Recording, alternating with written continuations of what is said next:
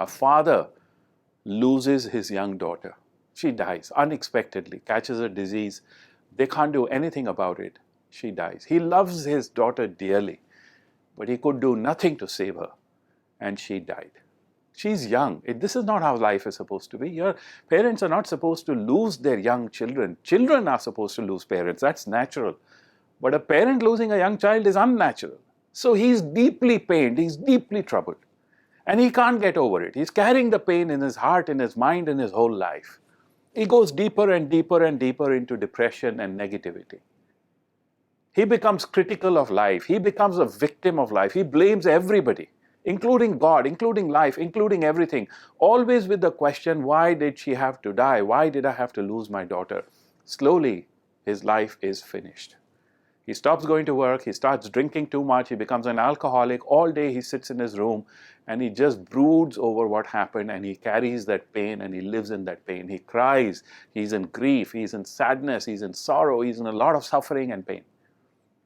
His wife leaves him, his friends stop coming to him, his whole life is finished. But all he can think about is, why did that happen? Why did God make it happen like that? He blames everyone, including God, because the pain is too much to bear. One night, after drinking himself to sleep, he has a dream. And in that dream, he suddenly realizes that he's in heaven, because everything around him looks very beautiful.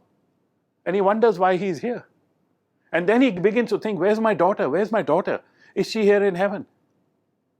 And then he notices that there is a beautiful street in front of him, like a lane.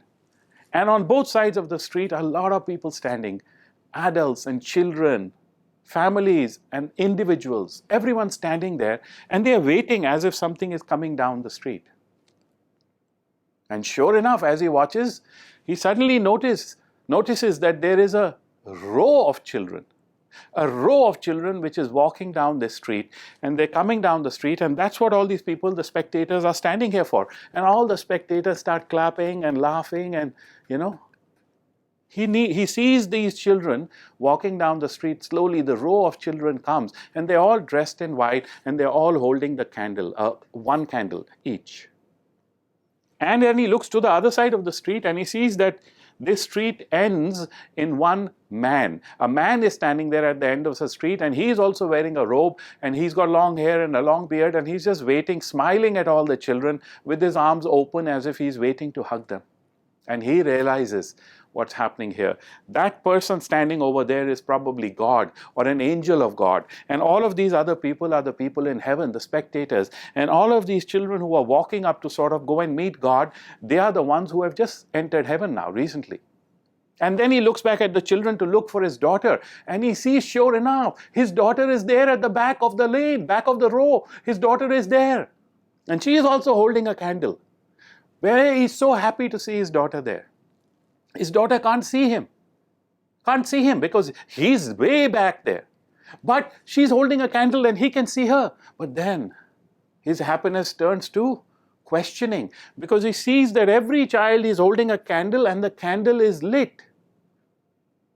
But then he sees his daughter, and his daughter is holding the candle and it is not lit. She's the only one with the candle not lit. So he begins to wonder, why is that?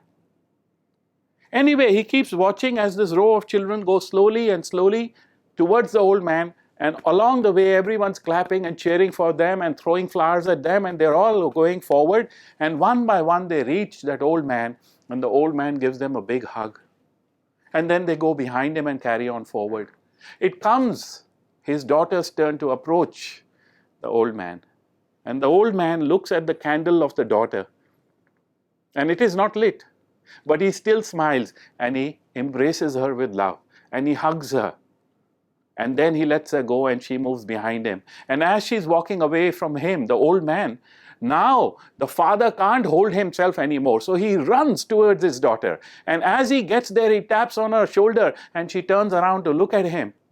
And he says, "My daughter, you are here. You are here." And the daughter looks at him and she says, "Yes, father, I am here. I'm here. This is heaven. I have arrived here." He says, "Yes, I'm so happy to see you that you're here. At least you're in heaven. But tell me, why is your candle not lit? Every other child had a candle that was lit. Your candle is not lit. Tell me why." And she puts her head down, doesn't speak. He says, "No, daughter, come on, tell me, please. You must have your candle lit also, like all of the others. Why was your candle not lit?" And then she looks up to him and she says, "Father, I light it every day, but every day your tears put it off. I light it every day. This is the candle of my joy. I light it every day, but every day your tears put it off because you are not joyful. You are in sorrow. You think of me with sorrow. You think of me with sadness. When you think of me with sadness and sorrow, my joy goes away. My candle cannot be lit. It goes off. Your tears put it off." And that's when the father realizes what he's been doing.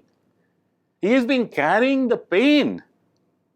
Instead of letting the pain give him some joy, give him some progress, make his life better, he has been carrying the pain. And that sorrow is also taking away the joy from his daughter. So he hugs her and embraces her and he says, "I understand. From tomorrow, I shall not sorrow for you. I shall not be sad. I shall only think of our times and the good times we had, and I shall be holding the joy of our time together and all the time that God gave us and life gave us together, because I love you very much and I want to have no sorrow for you." And the next thing he knows, he wakes up in his bed. But he remembers the dream, he remembers that lesson, and that begins to change his life. He stops drinking.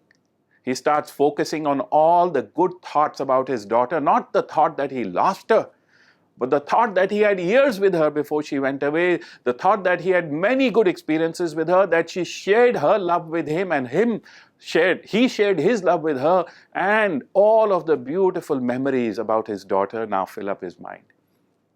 The sadness goes away, the sorrow goes away, and instead comes joy and gratitude. And he knows his daughter's candle is now lit. Turn your pain into progress. This is a beautiful story to explain to you that no pain that you carry serves you unless it makes you better, unless it evolves you. We all have pain to different degrees from different things. We are human. The human condition is to have and experience pain, but to carry pain is a choice. Don't carry the pain. Instead, take the lesson with you and let that pain that happened in your life become a reason for your progress.